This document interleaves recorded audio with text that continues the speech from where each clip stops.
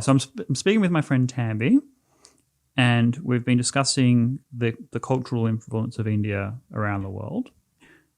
If you enjoy these topics, please do like and subscribe. My next question would relate to the future of India as a cultural force in the world, because I've always sort of seen India and China and a few others, but mostly India and China as civilizational countries, right? Like they've grown up out of a particular valley. They've been part of their sort of homogenous society, not homogenous as in culture, but just contained for thousands of years. So they've created a culture that's contained within our world, if you know what I mean, the Himalayas. And now India's coming out in the world. Mm-hmm. So other than food, what do you think is India's biggest cultural export? There's Bollywood. Damn it, you stole it. I was like, there's Bollywood. Cultural export. Yeah, as in what's this, like, because when you say people want to attend these events, they know about Diwali, they come to the... Yeah, I was going to say festivities. Gosh, we have so many of them. Mm-hmm. I mean, I'm not even across all of them, but we have so many festivities that I think you're right. Bollywood was actually going to be what I was going to say is such a massive part of people's lives there and abroad, including mine. And then, yeah, festivities. There is just so many, and you have so many different.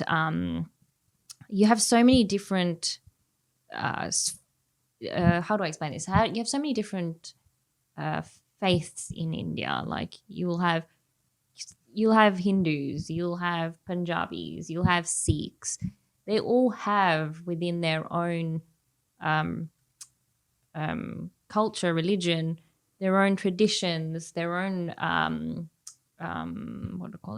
cultural events, things of cultural significance. There's just so much of that a whole year pretty much is booked out with different things in accordance to that. And so many of those people are all over the world now. So I think that's what they'd be bringing here as well, other places in the world. So what would be the biggest, if you were to go to India and speak to some Indians there, what would be the biggest criticism of the West that they would have? What's the thing that they look at the West and be like, that's a bad thing? West. I'll talk from my own experience because, again, I haven't lived in India. Sure. And I think more so from Kenya, where I'm from. Criticism. Australia has a lot to offer. Australia has so much to offer. We have healthcare, we have safety, we have amazing, like roads. People wouldn't understand this, but the roads here are amazing. You go to some other countries and it's potholes everywhere, and the standard of living. That's what I'm trying to say is just so amazing here. And I think some people might take that for advantage, and you can't blame some people here for that because that's all they do know. They haven't been outside of here to know what other parts of the world are experiencing. So I think that might be one of the things, taking things for advantage. I know I harp on about it a lot to people, when I see things where people taking things advantage of such a good life we have here. And I think back to where I'm from and all the different places I've traveled to. I know personally, I think, oh my gosh, some of these people need to be taken to these countries just to be absorbed into the different culture, just to be absorbed into the different lifestyle. You don't have to worry about safety here. You can be at a traffic light and have your window rolled down and you're fine. Other countries, you don't stop at a traffic light. You just kind of slowly keep going. You kind of keep looking. Go out at night. You need to be careful. You need to be home by a certain time in these countries because it's not safe. Here, you can be out however long you want, and you could walk home if you want and you'd be okay. So I think for me, that is probably one of the things. We are so privileged here, and some people don't understand how privileged we are.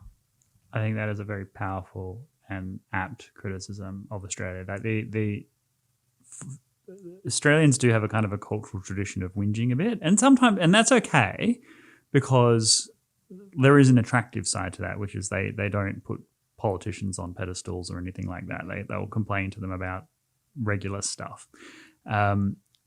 So that's there's a positive side. Mostly it's negative, because you don't appreciate just how dramatic the lived experience is in Australia. Yep. I mean, in India, 300 million people still don't have electricity. Mm-hmm. That's just an eye-watering number. Like, it's more than 10 times our total population, and yet our land mass is bigger than India, like much. Yeah.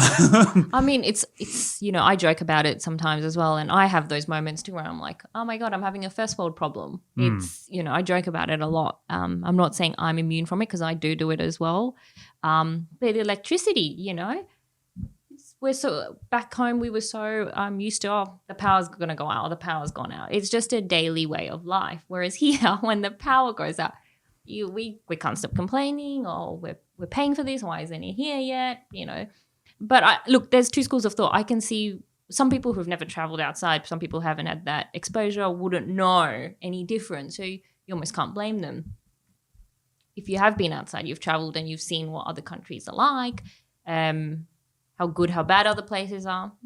It just depends how you put it in perspective. So yeah, for me, that's quite a strong thing. A lot of people who know me will hear me talk about that.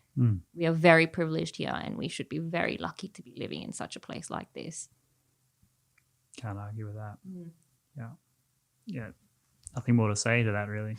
It's such a big thing. I mean, I've been to a lot of countries, and there are many places around the world that I absolutely fall in love with and could live in quite happily, but none remotely compared to Australia. Like, Australia is just, and obviously I'm Australian, and there you would expect a bias, but I don't think it's a strong bias. I think I think being in Australia is easily the luckiest place in the world. I think we have a lot of freedoms.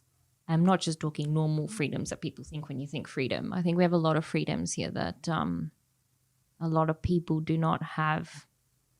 They might be completely happy where they are right now, but they don't actually know what the meaning of freedom is in some of these places. They'll be happy, you could have the wealthiest people in all these countries, still wouldn't understand what freedom is. You have such a completely different life here. So yeah, I think absolute privilege if you're living here. The amount of stuff that we have access to, the amount of support we have here, your basic needs are met to an exceptional standard here. Yeah. It's actually, I'll tease out your point of freedom there, because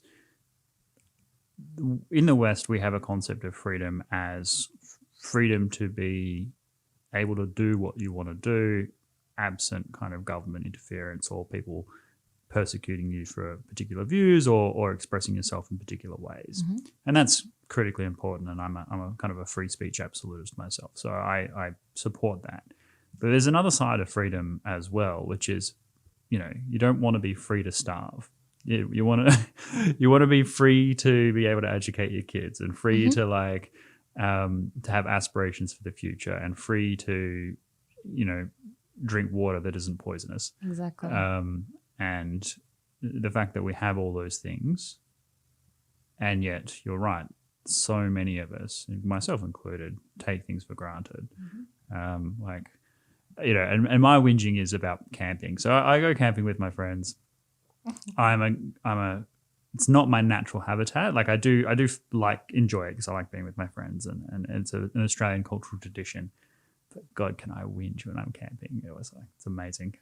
Don't worry, my husband knows how much I whinge about camping. Whenever it comes up, I keep hearing glamping when he says that. Yes, so, that's what I want a bell tent. Yeah, so I hear ya. I'm a whinger for camping too.